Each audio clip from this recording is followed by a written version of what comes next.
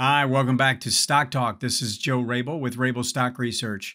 So I figured in the lesson today, I would do something a little bit different. I get a ton of questions about scans that I could run. And with the workbench that we have access to on stockcharts.com, I thought it would be worthwhile just spending a few minutes going through something. Now, I want to give credit where credit is due. There's a guy named John, and I won't use his last name just for privacy purposes, but he actually emailed me after watching one of my shows on MACD and ADX and came up with a screen that I thought I would go through and explain how I changed it up a little bit, but for the most part, the guts of it are from him. I like it because it follows one of the specific patterns that I really like to look for. So I'll go through that, why I like the pattern and why I think this is a good screen, but also some other details related to scanning. So we want to start in this agenda. We're going to talk about the MACD ADX scan. However, one of the things you got to know is you have to sort of define your universe, and everybody's going to handle that a little bit differently. I'll explain how I would go about doing that. I'm going to use the one that John used, but you might switch it up.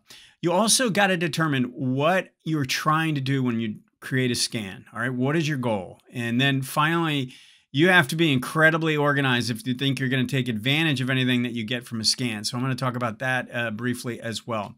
And then when we're done with that, we'll go through the stock requests that came through. Let's go ahead and get into this lesson.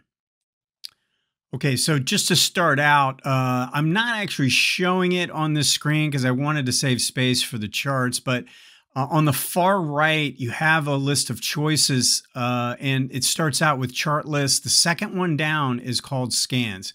And if you click on that, this window will pop up. Now, so this MACD is called a MACD ADX scan. I'm going to go into edit scan so you can see exactly what is going on here. Now, I've got what John did when he created this is he put in a group is 500 or group is S&P 400 or group is 600. So essentially, it could be any stock in any one of these three S&P groupings. All right, the 500, the 400 mid cap, or the 600 small cap. And it's a nice way to do it. I think that's a pretty clean and effective tool. What I suggest to you, though, is what I like to do is actually just say anything that's above a certain number in terms of, so if I create a screen, I'll usually say market cap is greater than $1 billion or something like that. Or I will say the 50-day average volume is greater than 1 million shares a day. All right. And then I might say the price needs to be greater than 10 and the price needs to be less than 500. So that's going to say anything between 10 and 500 with the market cap greater than $1 billion. And then also a average daily trading volume of 1 million or more. That's a great starting point. You're going to get a really big list and every one of them will be really good. Now, a couple additional ideas is using average true range. You could say, especially if you're trying to find stocks to trade that move, you could say, I want an average true range that's greater than 50 cents on average, like a 20 period average true range that's greater than 50 or 75 or even $1. And you can fiddle around with these different things to use to create a list of stocks. And I would create that as a starting point and run the scan and see how many stocks you get without doing any technical criteria at all. If you can get a starting point that's somewhere around 300 to 500, that's a really good starting point, I think. Anything less than 500 as a starting point, and then start adding in your technical criteria. Now, in this criteria, what he's done, and this is just a daily chart, but you can do this on a weekly chart if you want, and I actually suggest creating a weekly scan with these same criteria. So he's got the groupings, and then he says MACD line 1226.9 is greater than 0, and the MACD histogram is crossing 0. So that means what that's saying is that the MACD line is crossing its signal line to the upside, all right? And we're greater than 0. Now, the other thing is we're looking for a low ADX condition. So anything less than 25, I prefer it to be a lot lower than that, but that's okay. If you do this as a screen, this is what's going to come up. So let me go ahead and run this. And look at how there's only 12 stocks. Now, I want to make sure I covered this because there's only 12 stocks in this screen. So obviously, this type of screen is something that we're looking to generate ideas that have potential to be immediately put into place. All right. Now, most of the time when I'm going to use a screen, I don't do it this way. I don't use this type of screen. What I do is I take my universe of 300, 400, 500 down to about 100 or 75 or 50. And then I go through every single one of those and pick out by looking at using my eyes, my expertise, to narrow the list down to about 5 or 10 workable number, a workable number from there. In this case, every one of these stocks, and I'm going to show you what this is screening for. So it's the daily chart. So let me just zoom in on this. And then what it's doing is it's finding these zero line reversals with low ADX. You see how this is a low ADX condition? You see how the MACD is cupping right at the zero line? So we've got that. Now, in this case, the price action, it was kind of continuing to trend upward. What I'd prefer to see on the price action is something more like that. And I'll show you a few examples of those. So if we get that. Now, in this case, here's how you use a screen that's a crossover screen. Now, this is right out of my book. I go into these details. When you're using MACD, you have to look and see how far along am I when this is crossing over. So this is crossing over. How far along am I in the move? It's too late. I don't want to buy today because it's already made a decent move. So I'm going to look for the next little entry, which would probably be a pinch play. Again, another pattern out of my book, MACD pattern out of my book. If we get a little pinch, that's what I want to be on the lookout for. Now, there are times when you get a crossover signal, like this is a crossover signal where, and actually that one had already moved up too, and then we got our little kind of a modified pinch play, and then it crossed over. So it's hard to find those examples. In a lot of cases, when you're crossing over, a stock has already made a 2 to 3 to 4 day move from its most recent low. And when that's the case, I tend to want to look for some kind of a pullback. All right, let's look at a couple examples. Look at this ANDE. So this is a thing of beauty. I mean, we've got actually not only a low ADX, it's not only low ADX, it's a low ADX condition. You see how this has been low ADX for a while? And look at how this has bounced around the zero line, and now we're getting the breakout. So this is actually a pretty quality looking setup. You could do it either way. I'd probably be looking at this horizontal breakout. And because it's a breakout play, this is day one essentially of the breakout. It's not like this is late. This crossover is actually giving us a pretty good signal here. So that's kind of what we're on the lookout for is low ADX, MACD crossing over its signal line, but still very close to the zero line. Now, I always like to look at what's going on overhead, right? So we've got this taking place on the daily chart, but let's just make sure we're not making any mistakes on the weekly, and look at this pattern. Look at how beautiful this is. Move up, a consolidation back to a rising 18. Now, we do have a little bit of overrun here, but we've already gone up, come back down. We've consolidated well enough, and this is in pretty good. This has pretty good strength. This is a pretty good idea right here.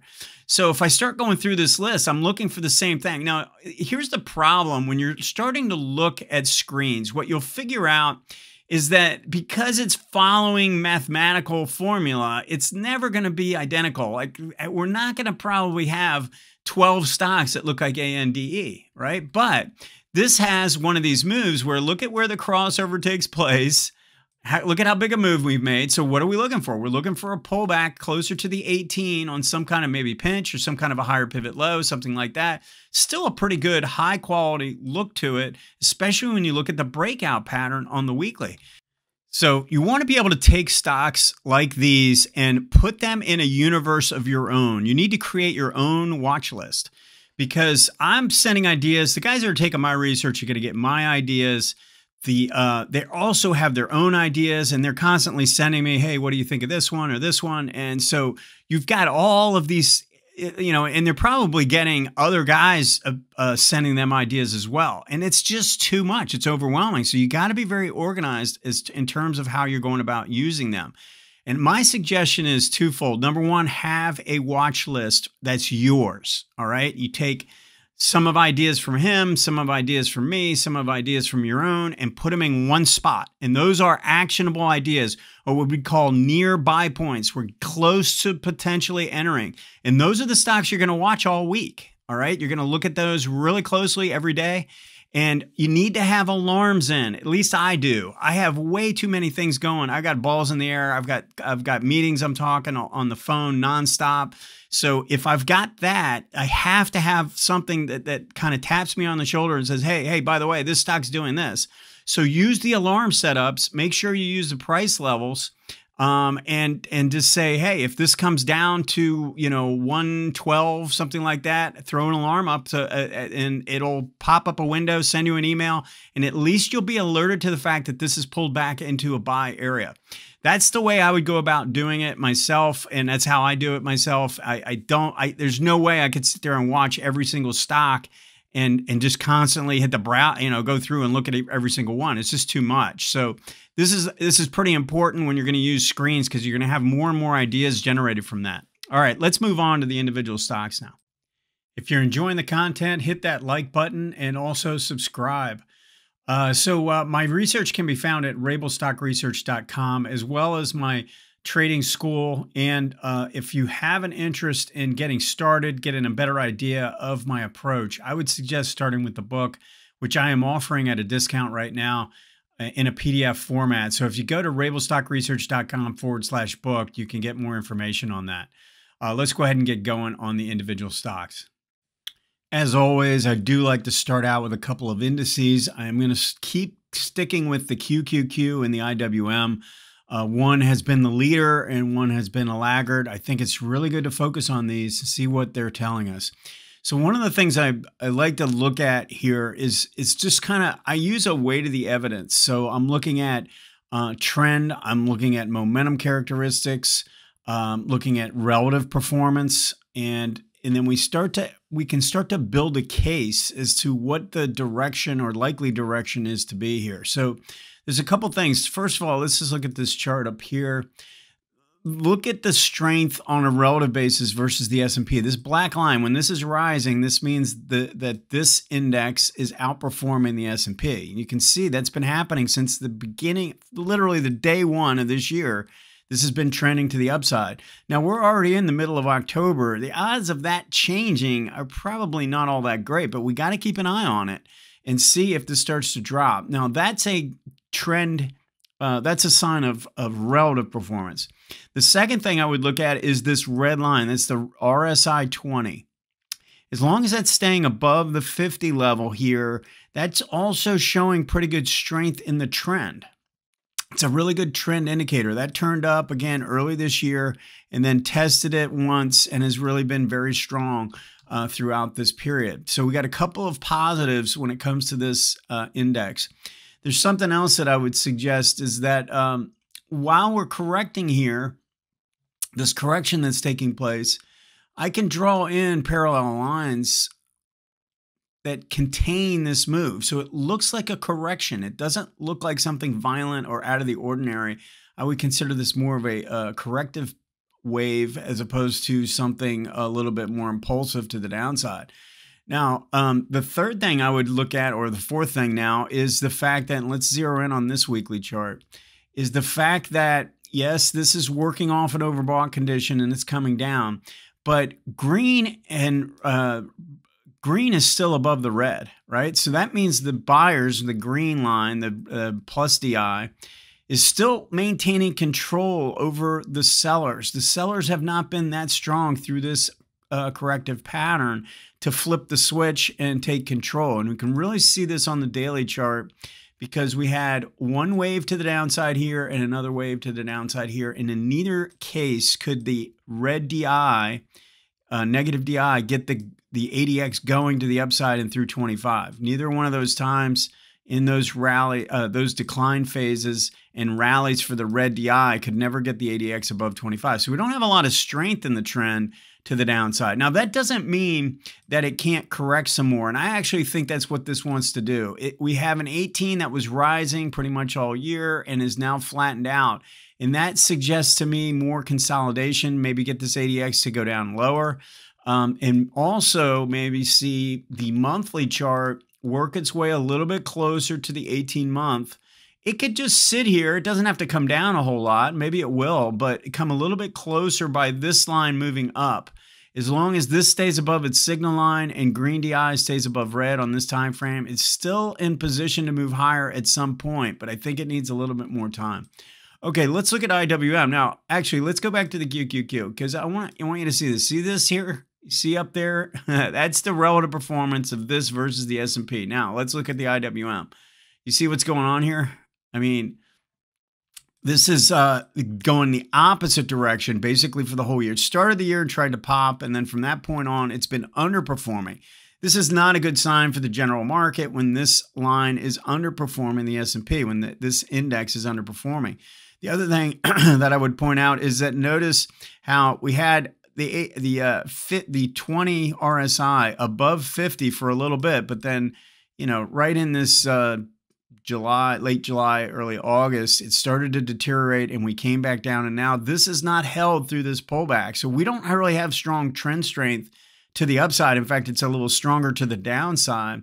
And then let's go look at our DIs and you see what's going on. Red is in control here. Green could not get the ADX to cross above 25. This is the opposite. So these rallies were not strong enough to get the ADX going after a big decline here. See how red was in control with this big move, and we haven't gotten the opposing move on the buy side. Now we're testing really key support. This thing needs to hold this 170 area. It looked like it was going to bounce here. One thing I'll tell you is that we have broken the downtrend line and now we're testing the low. So if I just draw this in real quick, we broke the downtrend. That's the one, right? 2 is the test, and now we're actually testing it again. We didn't get through the 3 up here.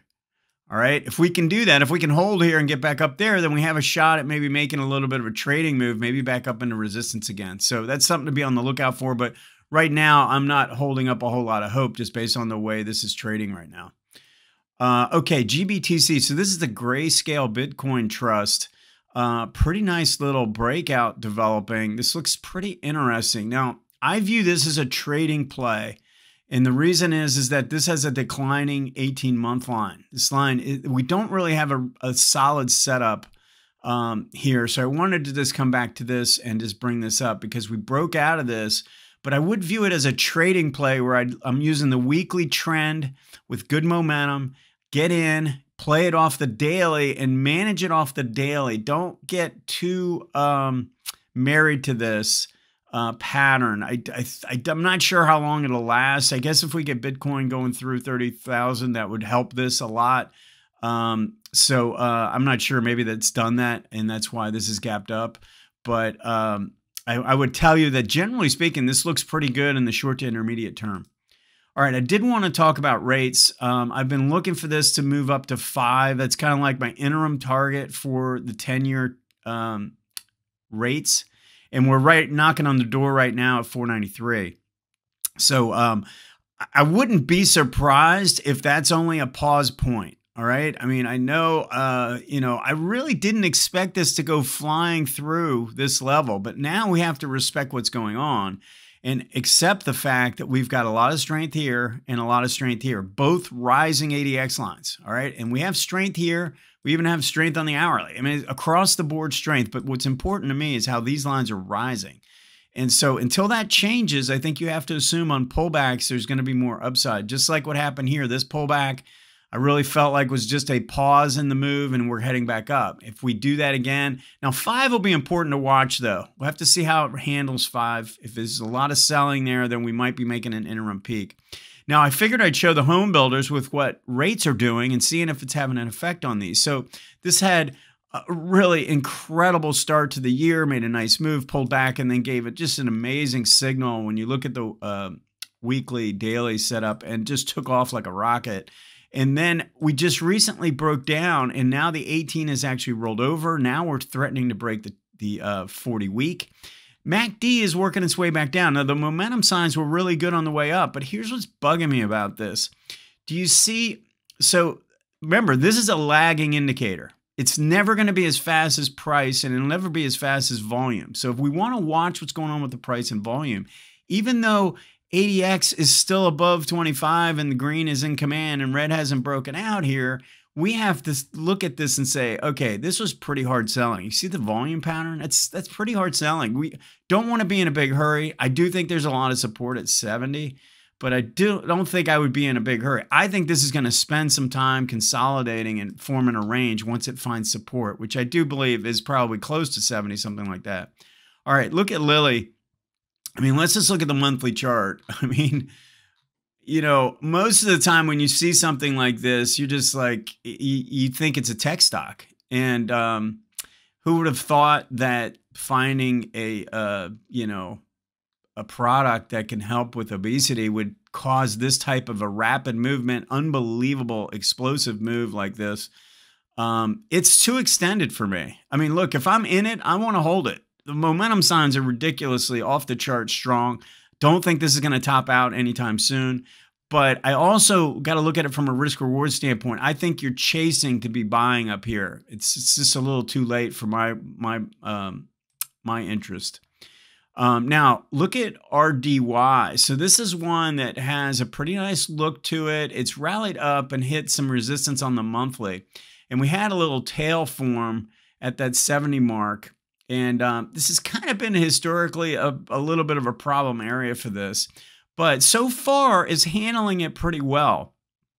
What we were going to want to see. Now, here's the thing. When we look at the, I've talked about this before. So the ADX is telling you, yes, you can look at this. This is a stock we want to be watching. This is a stock we want to be playing.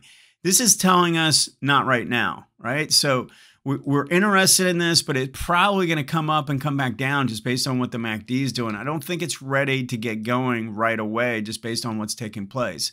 Now, that doesn't mean we shouldn't keep an eye on it based on what's taking place on the ADX. So definitely a stock to watch, but we want to see what these sellers look like up here at 70, and do they cause this to drop down a little too much? If this is pretty resilient here, I think that would be a pretty bullish sign if it doesn't give up too much. All right, let's look at LRCX. So similar to what we've been talking about, I do want to make mention of a couple things. Here's something that's going on. We've had this relative line that's been pretty strong, but it's starting to give way a little bit. We made a lower high and a lower low. Remember, this is the relative line. It's not going to always follow this, but this has been outperforming, and now it's starting to show signs of weakness. The RSI 20 line is getting close to 50. We have to see if that can hold, all right? And we know we've got a pretty good look to the ADX, and we know that green, the buyers are still in command. But what's bothering me now is that we had a rising 18 that's now flat, and we have room here to correct some more. So again, I wouldn't be in a big hurry. I think this is a correction in an ongoing uptrend, but I don't, you know, we ran into that high. We ran up too fast, and I think we need to take a couple months off. Let's look at Shopify. So here's a kind of an interesting situation because we've crossed the 18-month and now we're pulling back to it, and the 18-month is actually cupping around underneath. You see what's going on? We're forming a pinch play on the monthly, and green is still above red, although not all that strong. Now, I want to look at this weekly chart because look at what's taken place. We've got a move down, a rally up, and then another move to a new low. So it's really more of like a double bottom. We didn't actually make a lower low, but it does have that form of a ABC corrective pattern, and we're coming into pretty nice support here. The thing that I really like is that this is clearly making a lower low in MACD, and it's sitting on the 0 line. And there was not a lot of strength in the sellers after a really strong move in the buyers. So this is one you definitely want to keep on your watch list in the way that it's setting up. But we're going to need to see better action out of the daily. We need a stronger move, and then we look to play a pullback potentially. We might want to draw a trend line in on the weekly chart and just wait for this to get back up through the 18-week. This is pretty discouraging. And one of the things I talk about in my book, in my course, is buying the right kind of weakness. All right. And I get calls on stock like this, even from institutional money managers saying, you know, this is the kind of weak, I want to buy this stock. What do you think? And I don't think this is good weakness. And the reason is what's going on in the monthly. We're breaking the 18-month, we're re-breaking the 18-month, and that line is declining. So it's possible that we'll find support here. And unless you're a trader, if you want to just trade it, then you could go down to the really small time frame and look for some kind of reversal pattern. But just based on what I'm seeing, I wouldn't be in any hurry. The ADX on the daily chart is actually pretty strong to the downside. We just got through earnings and they didn't like it. And so it's going to be testing these lows for a little bit. Outside of a little bounce, I think that's all you've really got. Finally, let's look at something like Oxy. I think it's in a pretty good position, but I probably want to see this break out and get back above these high 60s, above, 68, 69, something like that. And I'd like to see some volume come in, and I'd like to see some green DI as well. Thanks for joining me today. My research can be found at rabilstockresearch.com, and my YouTube channel is called Invest Like a Pro. If you have any stock requests, send them to stocktalk@stockcharts.com. Have a great week, and we'll see you next time.